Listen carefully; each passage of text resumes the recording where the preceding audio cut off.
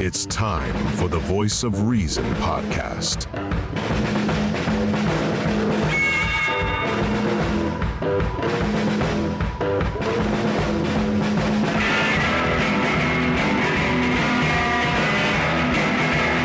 Here are your hosts, Sean Phillips, Andy Van Beber, and Travis Kirkendall. And ladies and gentlemen, welcome to the Voice of Reason. It is an odd day for us to do it, but it is a Wednesday. My name is Andy Van Beber. Travis Kirkendall right over there. Or over That's there. me. There you go. Yeah, there Hi. you go. Over there. And we are the Voice of Reason. It is October. I have to look at my watch. It's October the 4th. And we are on a different night, but you know, we got to the point last night where we were saying, hey, life happens. It happens that way, and that's okay. So I'm okay. Yeah, I couldn't do last night. Forgive me. No. Actually, And I was like rushing to the clock trying to make it happen tonight too.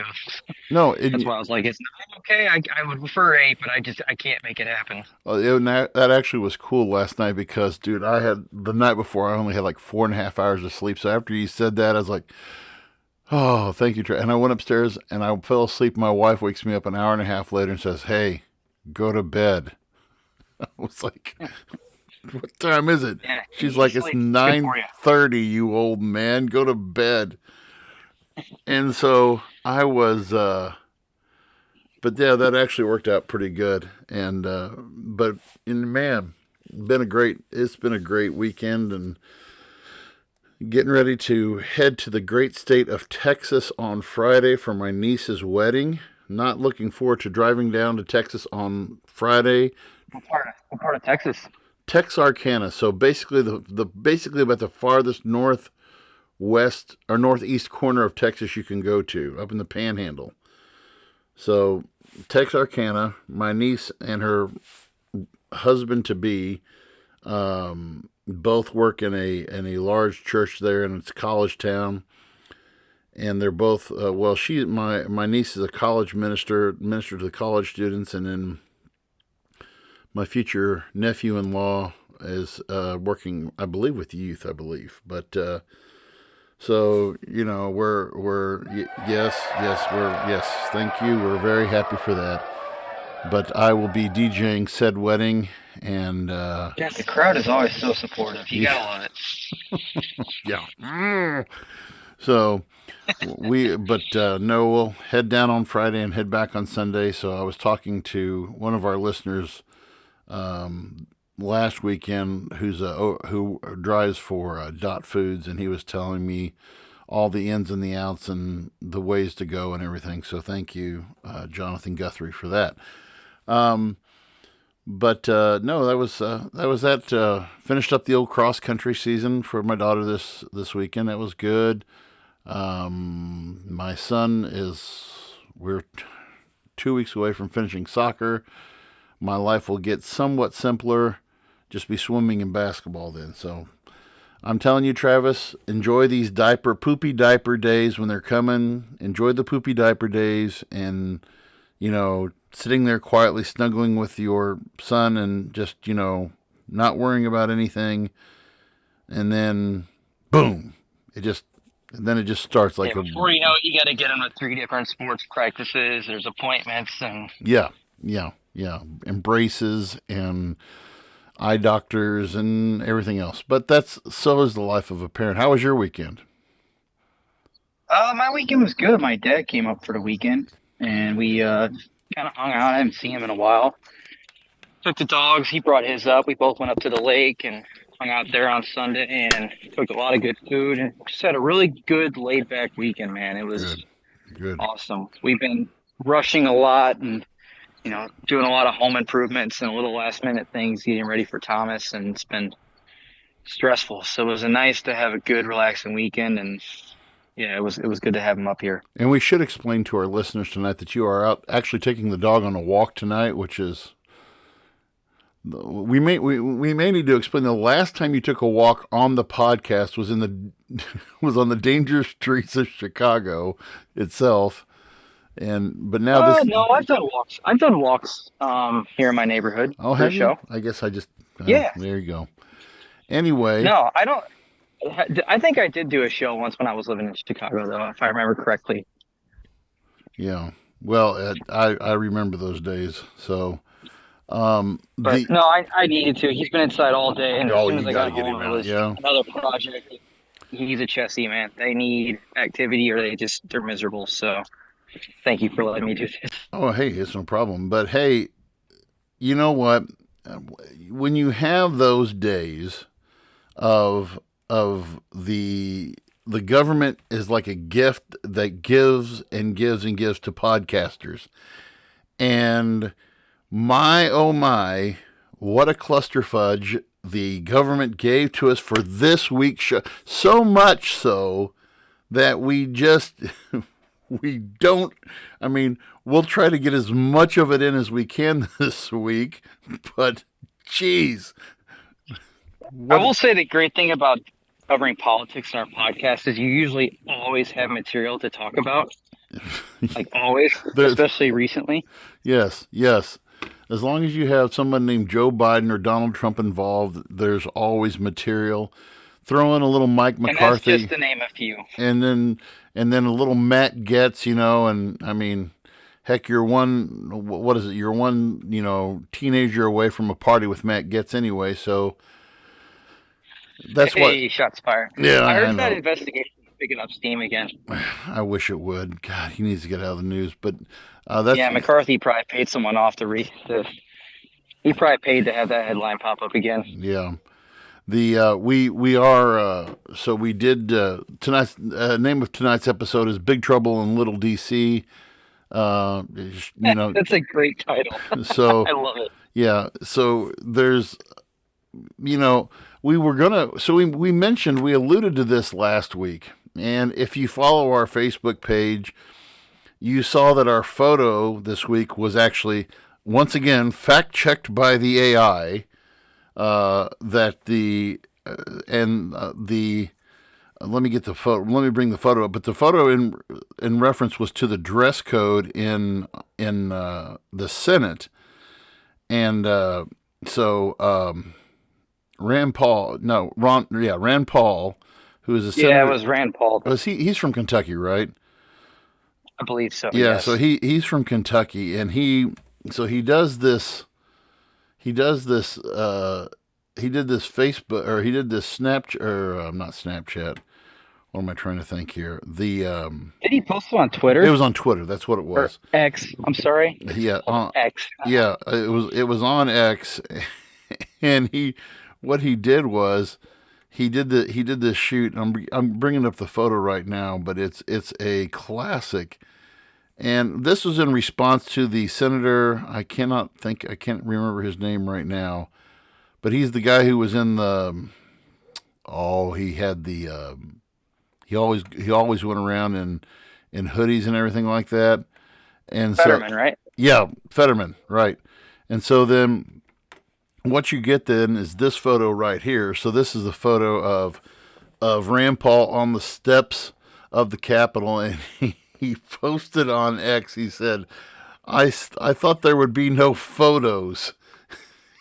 And so that was kind of the precursor to all this talk of, that was the news story there for a while of the dress code in the, and I'm sorry, but Fetterman, I know you want to look like a regular guy. What's his reasoning for it?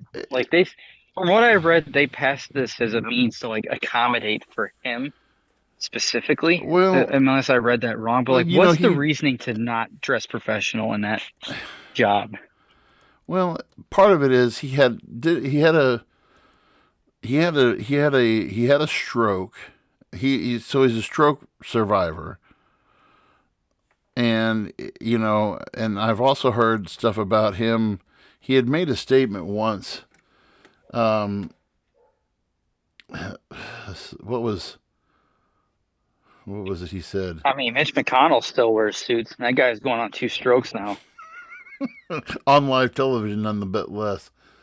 Yeah. But basically, he had said, what was it? John Fetterman's questionable taste in clothes, good for the system. What was it? Was there a question mark after that? Good for the system. Yeah, Okay, yeah. good. So they show him. I mean, he's always wearing a sweatshirt, But then when you see him wearing a shirt and a tie, it always is. Like every picture I see of with him with a shirt and tie on, his tie's like either crooked or his collar. He looks like he just doesn't belong in a suit, you know. And but a lot of it, some of the people have said, what calling the rule change disgraceful and dumbing down of standards. And Which I'm actually on that side. and so this is Fetterman's response. He said, I guess to Fox News, wearing a hoodie is more of a scandal than grabbing the hog during a live musical or show, ding-a-ling pics in a public hearing, which are two actual things House Republicans have done lately. Um, okay. I mean, fair play. He's not wrong. Yeah, I mean, he said dress codes have been getting relaxed everywhere, and since Congress is following a trend that already taken off in business, banking law, and all over the place. Um, okay, but this is the U.S. Senate. You know, to me, you're a professional. You're a professional. He's whenever we do this thing every year with the Missouri YMCA. We do this thing. It's called Youth in Government. It's a government simulation up in Jefferson City, and one of the rules that we have to do is when you're there, you have to be in you have to be in what they call capital dress, which is ladies have to wear a dress and either a dress or a pantsuit or something, and guys have to wear a shirt, tie, slacks, and a sports coat. That's professional dress. That's capital dress. You know, if I'm working the night shift at the local 7-Eleven, okay, I'm not going to be really concerned about what I'm wearing. But if I'm a U.S. senator who makes $175,000 a year, I might add, I'm going to dress the part. Okay, I, Yeah, for sure. the last phase of my teaching career, and I totally redid my wardrobe this year. I bought a ton of these shirts from this Temu that advertises on Facebook, and I guarantee I've got about 25 shirts from them. And they're cheap and they're made for big guys, but they're still dressy and they're still nice and they're not like cruddy clothes. But they're all it's like a graphic tee, but in a dress shirt, and it's a Hawaiian shirt. So I wear those, and I think that's cool, and the kids get a dig out of it and everything. But never in my wildest dreams would I wear a hoodie or sweatpants or anything like that, flip flops, whatever, to my job. I'm not going to come. You dress for what you're working in. I mean, we have casual Fridays, and I'll wear a t-shirt and jeans. But other than that, I want to dress to where I look halfway professional, I guess. I don't. What's your thoughts on that? I mean, Congress is, in my opinion, what should be one of the most professional environments there is, in my opinion, right? You're representing millions of people. You're writing legislation that affects an entire country. There's a lot at stake, and there's a lot of responsibility. And like it or not, yeah, appearance is everything, and you wear a suit and tie and you look good, you fit the part. I mean, that to me is professionalism, especially when it comes to something like that.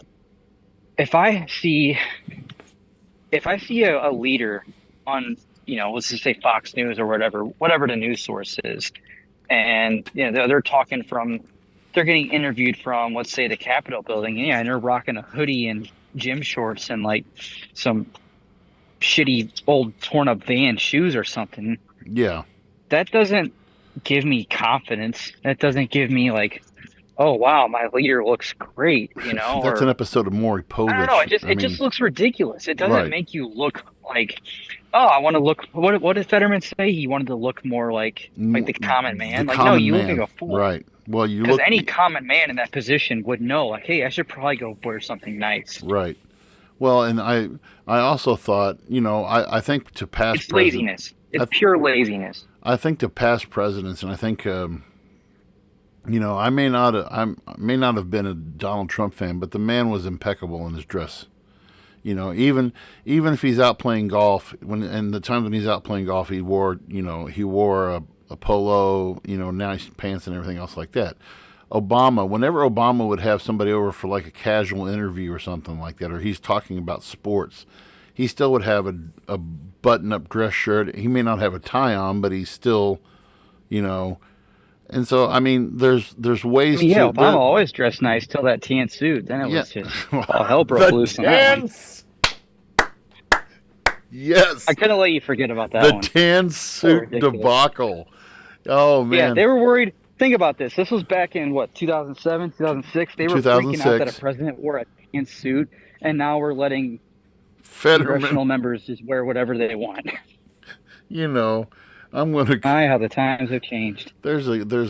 I'll say one more thing. We'll move on. There's this classic.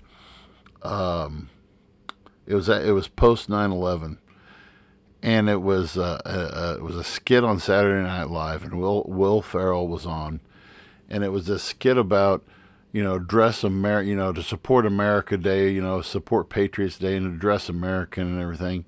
And everybody's got on, it was the 4th of July is what it was, but they're celebrating it's right before the 4th weekend, and there's this one guy who's got on, a flag tie, and he's got on a shirt, and then there's a gal who has like on the red, white, and blue dress and everything, and Will Ferrell comes in wearing a flag Speedo, just barely covering his nutsack. Oh, I remember that one. That's a classic. He's doing all this stuff. He's just like posing and, hey, I thought we were dressing patriotic, and I'm just trying to do. And it was He's acting all normal about it too. Yeah. Like not even. Yeah. It's a classic skit. So And people are like, they're like barely keeping it together during the whole show. I know, and that's back in the good old days. But so yeah, for sure. well, let's take this I guess we can take this in chronological order. Because let's just say first, we started this ridiculous topic because Congress, quite frankly, is just ridiculous. The House is ridiculous, and we thought this would be a great opening. Well, yeah, because there's everything that's happened in the past few days. It was kind of funny that it was kind of funny how the response that I got was I got an email yesterday from one of my coworkers we're real, Amanda Henderson, we talk a lot of politics, and she said, did I miss something? Did we actually just fire a Speaker of the House? And I was like, yeah, we did that. And she's like, why? And so, you go through the whole thing, but to go back to the roots of this, so and we've been talking about the government shutdown for what, we've at least touched on it for about the last 3 weeks. We've been doing updates on it. And we've been staying with this, and a lot of it had to do with different areas of spending, debate over how much money to send to the Ukraine, relief efforts in Hawaii. What were some of the other things? There was stuff in there about, I'm trying to think. I'm drawing a blank right now, but there was just a bunch. I was on mute. The border was a big one. Stuff at the border. Spending. They wanted mass cuts in spending is what they were pushing on. I think even the far right guys were even going so far as they wanted to defund like 3-letter agencies. Yeah. From what I was reading.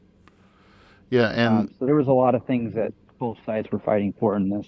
And it was so you had, and in this argument, you had 3 sides, actually. So you had the Republicans, you had the Democrats, and then you had what was called the Freedom Caucus, okay? So the Freedom Caucus is led by a Republican representative by the name of Jim Jeffries. And he's the guy who you always see in the reels and in the TikToks of, whenever there's somebody there that represents the Biden administration, he's giving them the nth degree and all this stuff. And so Jim Jeffries, and Matt Gaetz, these were the two guys who were really behind this push to get. They wanted the government to shut down. Why? Because you've got these, and basically this Freedom Caucus consists of about 10 to 15 Republican far-right representatives. And the Republican mainstream has always tried to kind of shuffle them off and keep them, okay, we'll give you your little, your moment in the sun. We'll give it to you here and there. And it didn't, when it came time to voting in a new Speaker of the House, you had the Republicans and then you had the Freedom Caucus who didn't want to have it. They wanted anybody but Kevin McCarthy in there.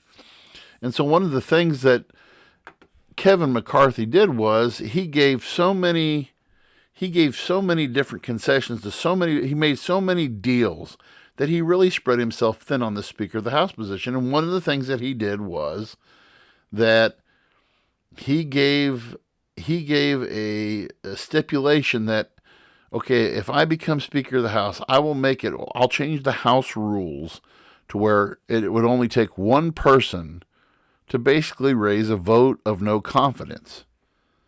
I have one question before you continue with that. Yes. Was that just for his position as Speaker, or is that for any? No, that was just for the Speaker. That was just for the Speaker. But I'm saying, was that just for his case, or is that going to be the rule moving forward now? That's a great question. I didn't read too detailed on it, but I had read a comment that the government has now made it easier for them to change a speaker anytime they want. But I didn't see in any official writing if it was just McCarthy's case or if that was the new rule moving forward. From what I'm reading from the Philadelphia Examiner, it says McCarthy cut a deal with conservatives in January as he sought to gain enough support to become Speaker that he allowed a single member of the House to force a vote to oust him. Okay. And usually a lot of these kind of votes of no confidence, and I actually did some research on this. The last time that this happened was 100 years ago in 1923. Okay. And if I am not mistaken, it was our own, 1923 might have been when it was our own Missouri, Pike County's own Champ Clark was Speaker of the House. And so that might have been him. And so, but even in that case, you needed, I believe it was 2/3, you needed a 2/3 push to be able to even push the vote. And Kevin McCarthy was dumb to be able to say, okay, I'll allow for one vote to be able to oust me. Okay, so that's the backstory of that.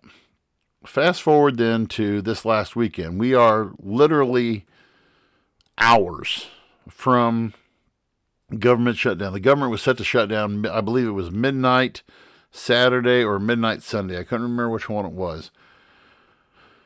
But McCarthy meets with, and he's primarily dealing with Democrats. He's not watching all of the Judases and Brutuses behind his back with their knives ready, but he makes the deal, and the deal was a 45-day stopgap spending bill. Okay, so this stopgap funding bill, what it basically comes down to is some of the few details were it said this version of this stopgap spending bill was set to include $6 billion in aid for Ukraine.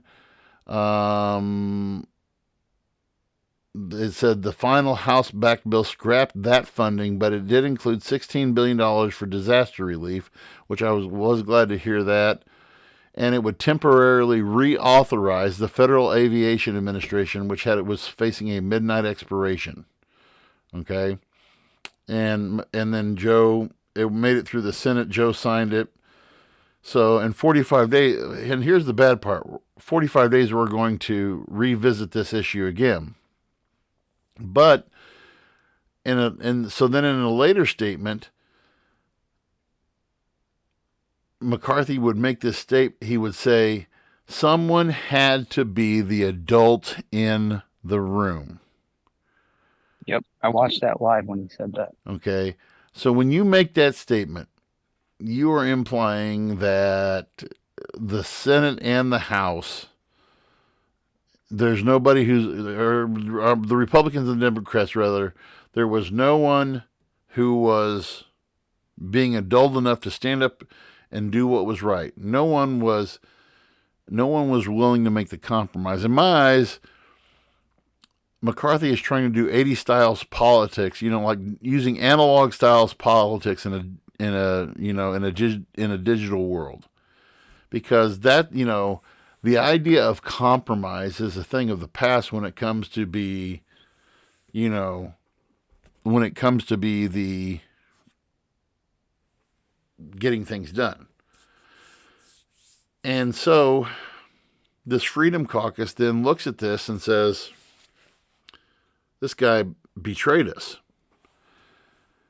And McCarthy goes on all of the Sunday shows and he makes this statement, bring it on. I'll be able to survive. At that time, it was believed that it was going to be Jim Jeffries, Matt Gaetz. I forgot. They thought it was going to be 4 rogues that were going to break away. So what ends up happening is then yesterday, Matt Gaetz, he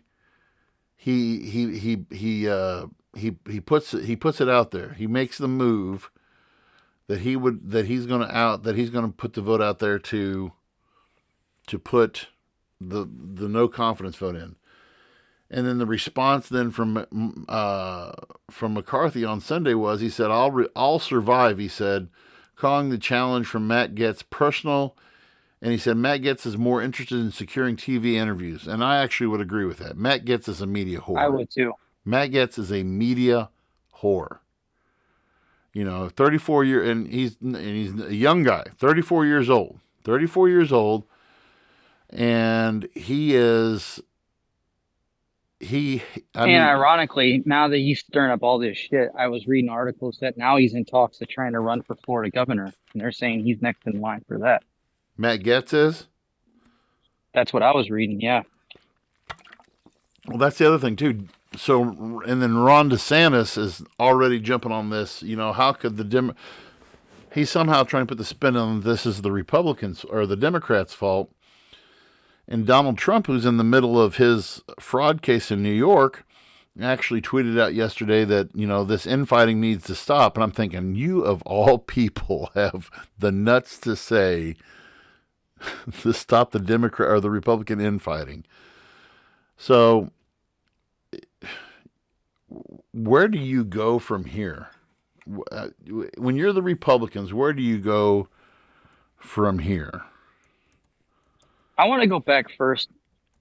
Looking at this deal that was made to keep the government open. First off, my opinion is if you want a government shutdown over a compromise to happen, I think you are definitely part of the problem. Like, in no way did the American people win from a government shutdown. I mean, there was talks of there was going to be a market drop from it. Obviously, service members aren't getting paid. Obviously, government workers are getting laid off. I mean, there's certain things that happen it's not good, right? Mm-hmm. So it's frustrating to hear that, there's elected officials that pushed for that on both sides. But this deal that was made, I mean, I thought maybe I don't quite understand it completely, but it seemed to me like it was in fact a compromise. There was no Ukraine funding. They scored disaster relief, which is what they were pushing for, right? And they got a 45-day extension that it kept our government alive to come back together and come up with a solution for the next year. I don't know why that's seen as betrayal because, again, McCarthy was willing to work with Democrats. He reached over to the other side to get the votes needed to pass the bill. He compromised. And I don't understand what is so crazy and outlandish about doing that. Like, if you're Republican, hey, you got some wins here, right? Yeah. I mean, do you really I understand the spending, right? Like I want less government spending like everyone else. But to drastically just cut everything and then start defunding 3-letter agencies is absolutely absurd. And they were pushing for something that was never going to happen. Getz never believed in what he was saying. The Freedom Caucus knew what they were asking for was never going to get met. Oh. They knew it. There's no way that was ever going to get met. So for me, it was kind of frustrating to see, like, because I watched the live stuff. Like the whole weekend my dad was here, we had the live footage on, and we were paying attention to it. And I think I reached out to you guys and said, like, I'm not a huge McCarthy fan by any means, but it was a little refreshing to hear some of the language, and like, it really seemed like the guy was fucking trying as much as he could given the circumstances and who he was fighting. Maybe he's just a good actor, but it really seemed like the guy was really, really trying. That being said, I was also really disappointed to hear, I mean, not just the Republicans, but the Democrats too. Like when the deal was made, the language that was used on their side too. Like I forget strong. Majority for not him, but there was another leader. It was a woman. She like went on a stand and was like, McCarthy admitted defeat. The Republicans admitted defeat. And it's like, really? That's what you're gonna say? That doesn't like. It's just. I don't know. I would have been more refreshing to hear like, hey, like the other side was willing to compromise and we came to a deal. Instead, they're acting like children on both sides. Who won? And who won? Now we're in a position where we have no Speaker of the House, and we only have 45 days until the government potentially shuts down again. Republicans have no idea who's next in line. I was reading some of the potential candidates. Yeah, we'll get to that in a second. We went one step forward, but then went right back to where we were, if not 2 steps back. Yeah. I don't see how the American people won from this. I don't. No, and you hit the nail right on the head. One of these, so to answer, and one of our followers, Colby Coleman, says, who will be the next speaker? So right now, just to clear the air, right now, the interim House Speaker is Patrick McHenry, who was, so one of the things that Kevin McCarthy has the right to do as Speaker of the House is he saw this thing coming, and one of the things that he has the side ability to do is, okay, handpick a interim in case that I have to step down. So just to give, Patrick McHenry is not only a colleague of Kevin McCarthy, but a close friend of Kevin McCarthy. And so if you watch the vote, and that was the thing in and of itself, if you watched the vote yesterday, and it was 218 to 210, and the McCarthy, he starts the hearing, gavel, gavel, gavel, okay? And if you've ever watched anything in the House, the House rules to me, and this is the same thing in the Missouri House, the House rules are so lax that there'll be a guy up there standing there talking, and there'll be about 1 million conversations going on the floor. But yesterday when this happens, bang the gavel, we're going to do the vote, and it is dead silent in there. They go through, they do a voice vote of every one of these guys. And then when the vote is called, what the final tally is, 218 or 210 or whatever it was, there's no cheering, There's no, this was also something else that I'd never seen before. There was no cheering. There was no booing, because there's usually a lot of, even when they voted for McCarthy for a speaker, there was some kind of, blah, blah, there was nothing. It was dead silent. And so the next thing you see then is Patrick McHenry coming up with, and he has the mic and he says, the Speaker of the House seat has hereby been vacated. House is in recess until further notice. And I mean, if you go back and do YouTube, watch McHenry take that gavel. And I mean, I don't think I've usually seen them, they just do. I mean, he got a full on just boom, boom, boom. And I mean, you could tell that guy was pissed. Because when you saw what happened, this is, number one, this has never happened before. This is historical that it's never happened before. And now we have put on for the whole world to see that our government is falling apart at the seams. You can't interpret that. You cannot be an outsider and not look at this any other way, right? I mean, if you're make no mistake, this was a pretty significant event that just happened. This was a coup. This was a leadership coup. And for the fact that the Republicans could not come to some kind of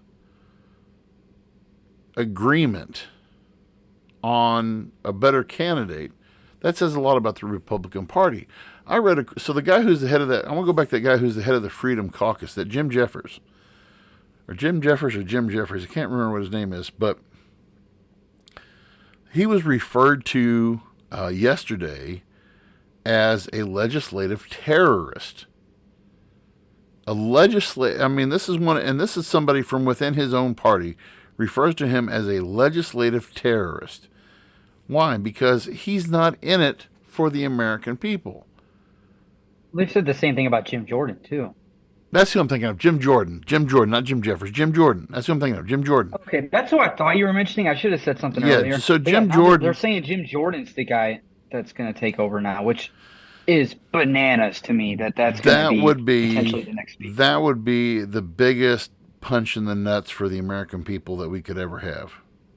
So here are your top people who are up. This is from CBS this afternoon. Steve Scalise, who is the House Majority Floor Leader. He's the second-ranking Republican in the House. He announced his candidacy for the Speaker office this afternoon. He's elected to Congress in 2008. He was actually, if you guys remember that shooting at the Capitol softball game that they had a few years ago, he actually was was actually wounded and almost died in that attack. He's also been dealing with cancer here lately. But you have Scalise. I don't know much about his history, but his little statement, I know what article you're referring to. Yeah. He had made the statement of he wants to kind of be that unification voice and kind of unite the House is kind of what he was going for, which, hey, if that's true and you're willing to compromise, I know they hate to do it, but maybe he's not a bad choice. Granted, I don't know his history. Yeah.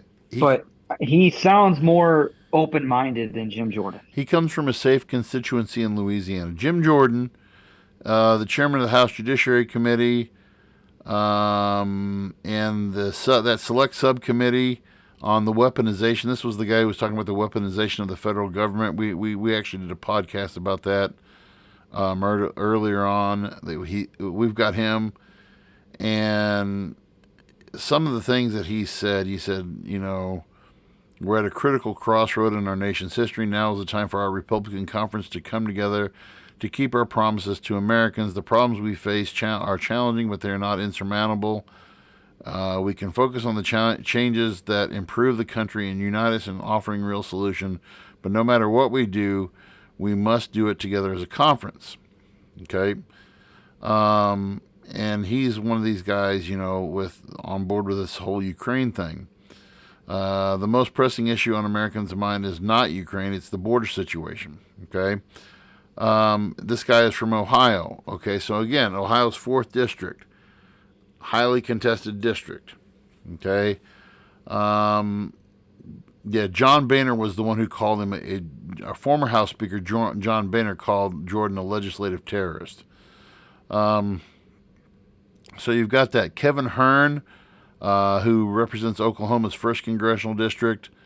He's another one who's, so these are, I believe those are your top 3. There's speculation that Matt Gaetz will be, pardon my French, but the ass clown that he is, and he will probably throw his hat into the ring as well. Oh my God. So I want to offer this perspective. We've got about 20 minutes left, and I want to offer this perspective and go, let's look realistically at what the Republicans have done with this situation. And in my view, and I kind of heard this echoed on other podcasts and other streaming services yesterday. When you look back at the election, the midterm elections of 2022, and it was supposed to be the red wave, and it was going to be all of this, we're going to get out, we're going to take the Senate, we're going to just have an overwhelming, because what they thought that they had the finger on the pulse of America, and what they believed was the pulse was that Joe Biden is just, he's sucking it up, and and it's still true, his approval ratings are in the toilet. But when the election came around, it didn't turn out to be what they thought. And in my opinion, one of the things that they showed how out of touch they were. Yeah, number one, they're out of touch. Number 2, I think it was a reaction to Republican policy. Exactly. Stand wherever you want to, and we've had our discussions on Roe v. Wade and pro-choice versus pro-life. I'm a very pro-life person. I believe in case, we've had that discussion. We've been down that road. But the way the Republicans presented it, and the way they gloated on it, and the way that that angered, and that made a lot of women mad. That's why you saw a record number of women vote in that midterm election.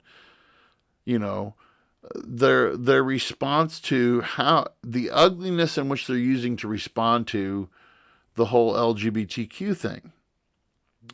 I don't agree with that agenda.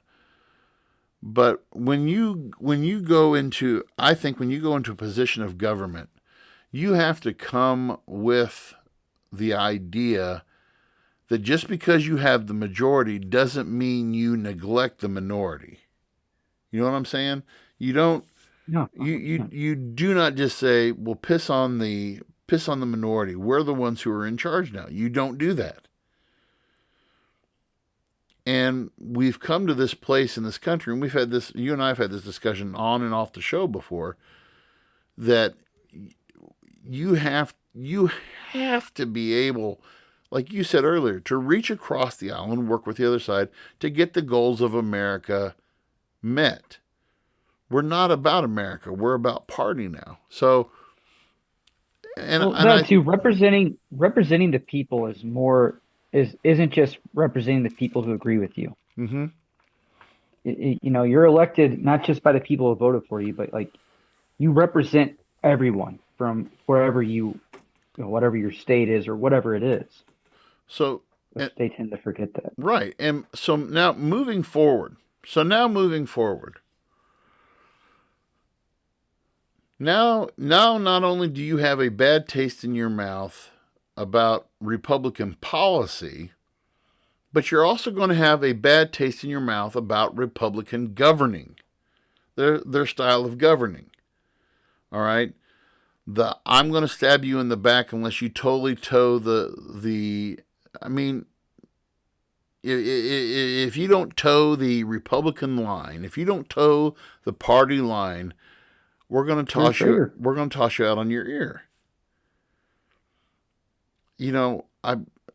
McCarthy probably could have done this better by not gloating as much and saying, "Hey, I'm the adult in the room." I think McCarthy probably could have saved, he probably could have he didn't get one Democrat to vote for him yesterday. It was the Democrats who were against, all the Democrats and the 8 Republicans that were against him.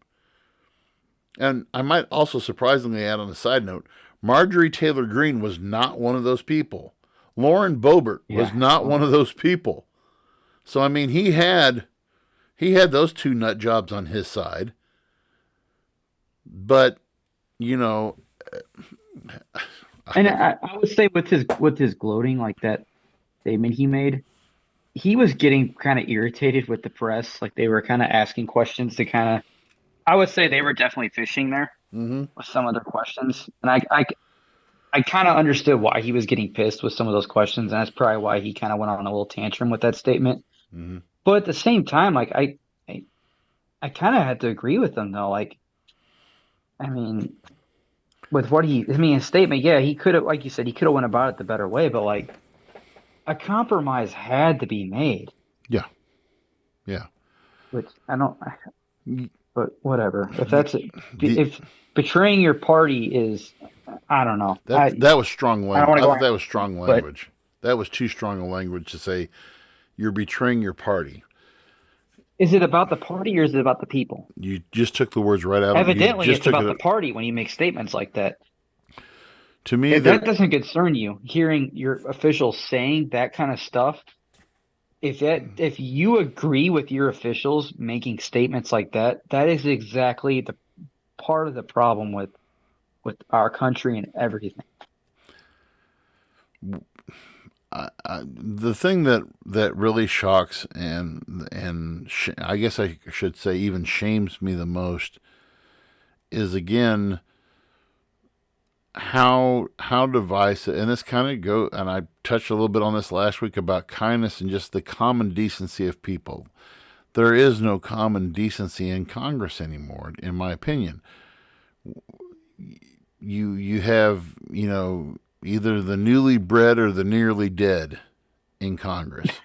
You got these guys who are so green behind the ears that they're going to take the world by storm.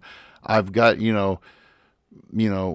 screw the way we've done things in the past and compromise. We're going to bull charge the gate and we're going to drain the swamp and we're going to do things this way. Here's how it's going to be, and here's your, and we're not going to be censored and we're going to say what we think and we're going to be the Marjorie Taylor Greenes and the Lauren Boeberts and the Matt Getzes and the Jim Jordans and all of these guys. We're going to go out there and we're going to make a name for ourselves. And to hell with everything else the way we've done it in the past. And we're right, and I've used this analogy many times before. I'm right, you're wrong, I'm smart, you're stupid. And you're right, Travis. I mean, what is the bigger picture? Because right now, America is becoming more disunified than we could possibly be. And I have to agree with Kevin McCarthy in the fact, even though I wouldn't have made this statement, somebody has to be the adult in the room and not just moan and cry and take up your toys and go home when you don't get things your way, which is what happened to McCarthy. Now we have this extension, but even with the days we have left, is anything going to happen now? Because now we have a House that's in shambles. Oh. They're wasting time trying to figure out that clusterfuck. Well, and the clock's ticking on coming on another compromise. And depending on who the next speaker is, I don't think that compromise is going to happen. Well, and here's something to ponder. Okay, right now, and I've just pulled up the House of Representatives schedule. Okay, they're scheduled to go into recess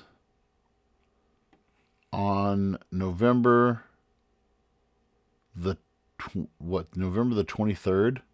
No, November the 21st. Okay?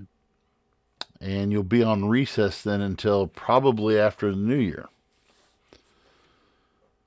What are we? So that's a little. So that 45 days will come up. So that'll be November the 4th, and then another 15. That'll put them right up against the recess date. So let me ask, if there's a shutdown, are they going to pull that? Well, we're in recess. See you guys in January, and the government just stays shut down for the rest of the year, or do they Well, that's the point I'm stay bringing. there and get the job done? That's exactly what I'm asking. Are we going to go home and just say, "Well, we tried. Good job. We tried." Because if that's the case, they should all be out of office at that point. Well, all of them should be fired at that point. So, not to be so anti-government, but God, it is so frustrating. So this is if you pay attention to this stuff, it really does get frustrating. To me, this is here is an instance in which you do need someone who can sit back and make sense of this. If at any time you want to have a case for a third party, now's the time. 100%. Now's the time to throw a wild card into it.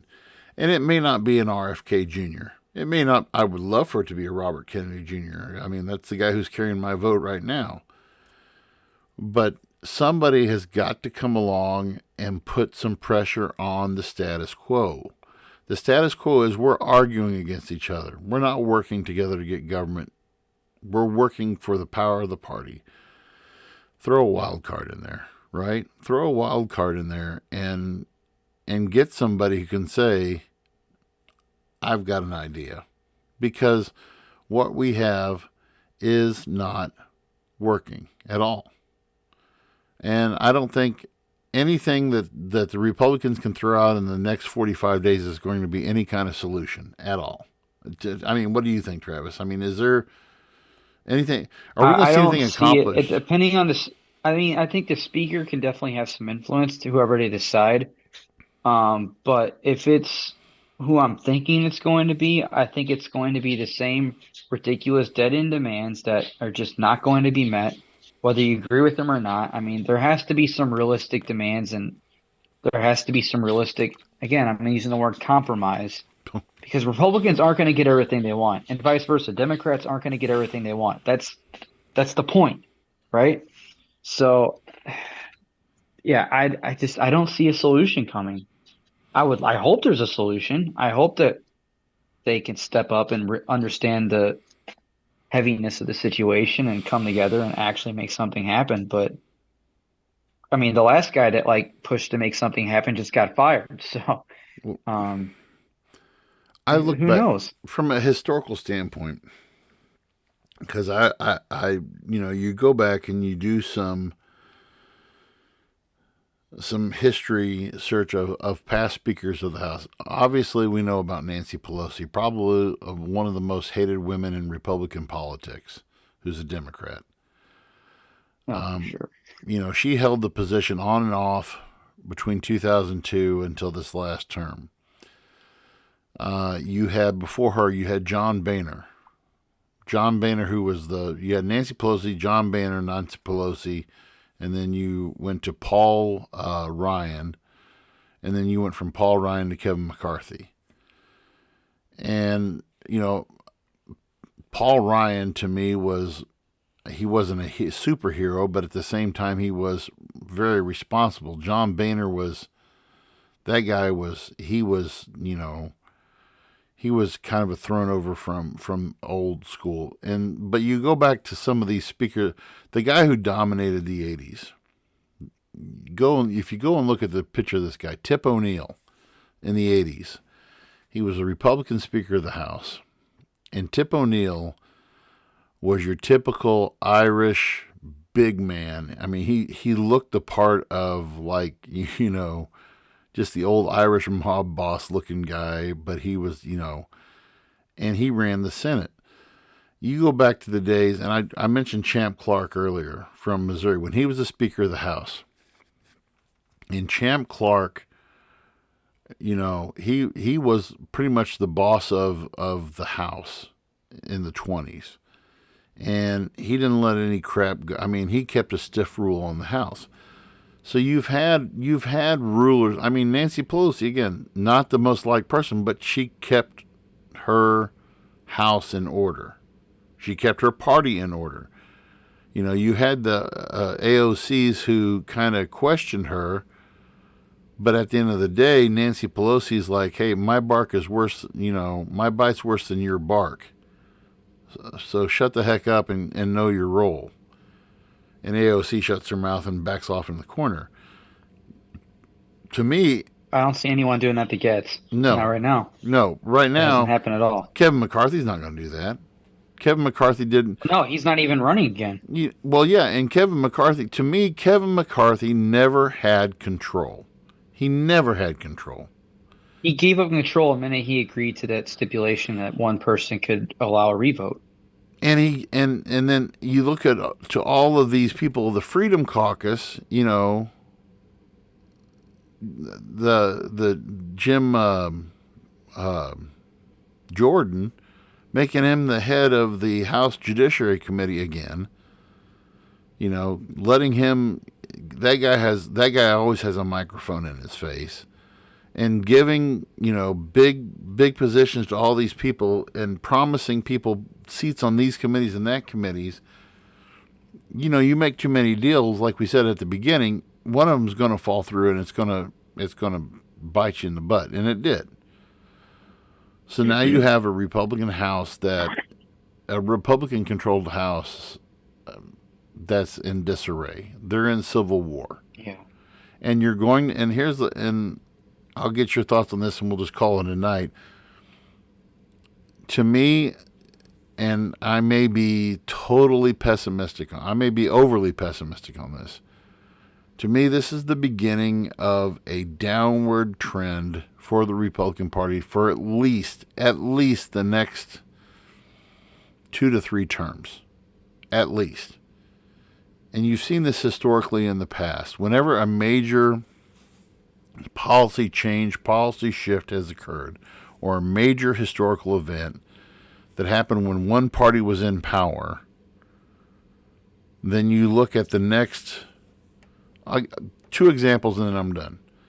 After the Civil War, you saw Republican domination in the House, in the Senate, and in the presidency from 1865 until 1928. In that time, you only had one Democratic president. I'll take it back, 2 Democratic presidents. You had Grover Cleveland and you had Woodrow Wilson. Only 2 Democrats you had. That was the Republican era of politics. And then after the Great Depression, when the Republicans hum-hawed around and they couldn't get any problem solved with Herbert Hoover, then you had FDR who stepped in, and you didn't have you only had one Republican president between from 1932 until 1968. And in that span, the only Republican you had was Adlai Stevenson, and then you had Nixon. So you look at when these major, you're gonna see, in my opinion, what we're gonna see happen is we're going to see this downtrend for the Republicans. I mean, I think it would be a miracle of God to see a Republican-controlled House or a Republican-controlled Senate for at least the next 2 or 3 terms. What's your final thoughts on this, Travis? I don't think you're far off in that.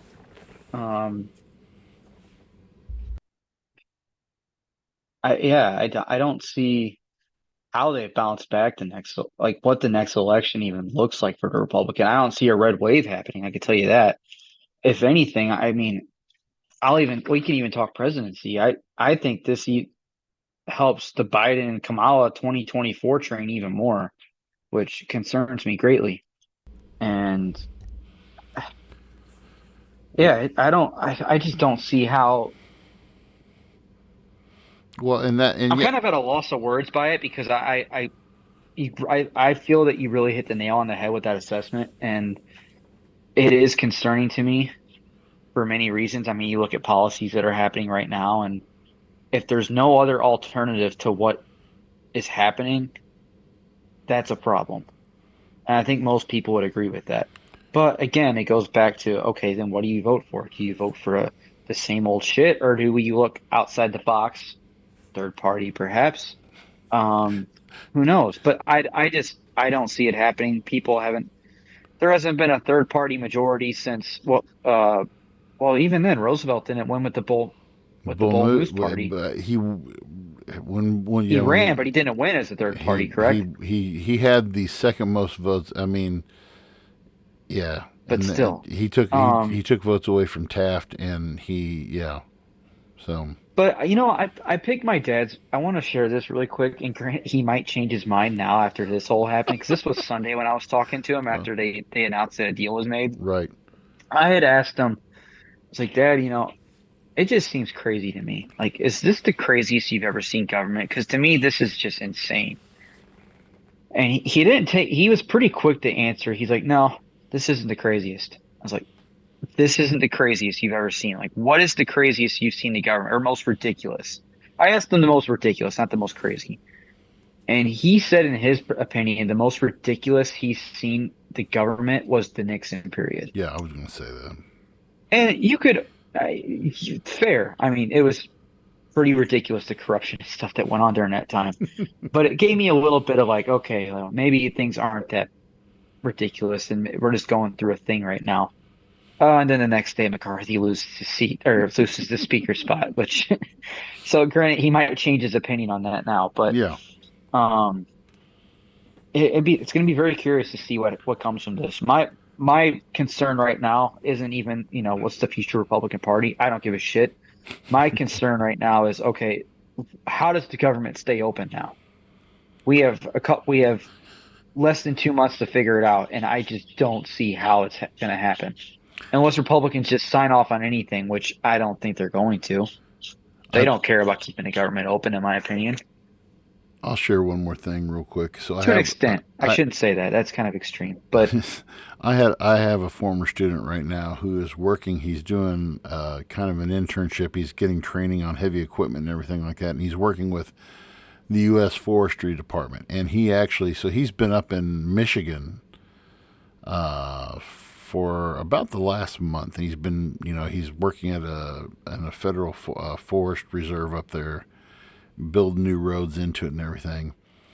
And on Friday, he posted on his Snapchat story, he's like, washing the truck before the shutdown, so I have a clean truck to look at while I'm sitting, And so that's the thing. If the government shuts down, he's stuck up there.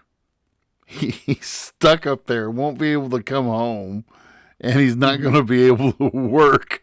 He's like, I'm getting paid to shine my truck up right now, just in case she shuts down. Oh, and I don't think people realize. I want to touch on this before we leave. Like, a government shutdown, sure, it affects your government employees and stuff. I don't think people realize the effect it has on everything else. Like, it is undoubtedly going to affect everything else. I mean, the market's already slowing down. I see it in my trade. And I thought it was just telecommunications. I have talked to several people in other trades. It is slowing down everywhere right now. This whole Bidenomics thing, it ain't it. no. We're hurting for jobs out here. I don't care what the employment numbers say. People may be employed, but your 40-hour weeks might be questionable. Yeah. It's slowing down. This is going to make I don't see how this is going to be a hard winter. I'm actually concerned about this winter. Yeah. Well, as long as I still have young minds to shape, I have job security for right now. So unless the government shuts all that down, starting to sound interesting. Well, But anyway, hey, thank you to everybody who joined us this week. We had a few people who jumped on in the comments. Sorry we didn't get to all the comments on the chat bar tonight. Yes. Oh, Tip O'Neill was a Democrat. Okay, I thought he was Republican. Thank you, Colby, for that. Tip O'Neill was a Democrat, not a Republican. Yes, and God help us all, indeed. So, yeah. End it right there. Yep. Yeah. God help us all. God help us all. Statement. Sean will be Godspeed, back. everyone. Sean, just to give a quick update too, Sean will be back with us probably going to be a couple more weeks yet. But be remembering him. Good thoughts and prayers for him, please. Everything is fine with Sean. He's doing good. Everything's not, the world's not melting out in California. Going through a transition phase right now. But Sean will be back soon with us. And He's lying. There's fires. There's blackouts. yeah, Homelessness have taken over his yeah, home. I know. Yeah, there's the homeless bums who are spooning out in front of his apartment complex right now. So, anyway, thank you for joining us. For Travis Kirkendall, Sean Phillips, my name is Andy Van Bibber. Until next time, this is the Voice of Reason podcast, where you can catch us on Apple Music.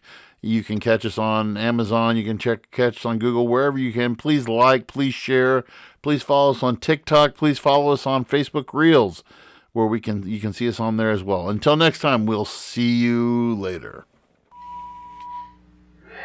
Thank you for listening to the Voice of Reason podcast. Be sure to check out our other content on Facebook, YouTube, and TikTok.